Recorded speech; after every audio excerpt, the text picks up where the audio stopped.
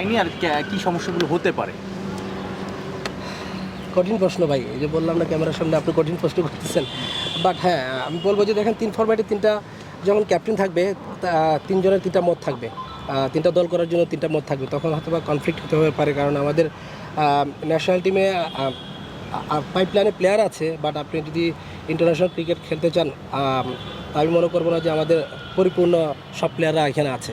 আর ওই জায়গায় যখন কনফ্লিক্ট হবে তখন কিন্তু টিমের মধ্যে একটা সমস্যা দেখা দিতে পারে। আমি একটু সহজ করে দিই, এটা কি এই কারণে যে সাদা বলের প্লেয়ার পুল কোয়াইট সিমিলিয়ার থাকে, এজন্য ক্যাপ্টেনদের প্ল্যান করাটা একজন ক্যাপ্টেন থাকলে একটু ইজি? অবশ্যই আপনার সাথে আমি একমত। সাদা বল 50 ওভারের ম্যাচ, আমি বলবো না যে একদম অনেক শর্টের ভার্সন, লাইক টেস্ট ম্যাচের মতোই খেলা। বাট সাদা বলে আপনি যখন চিন্তাভাবনা করবেন তাহলে আপনি টি-20 একই প্রায় ধারে কাছে আপনি চিন্তাভাবনা করতে পারবেন।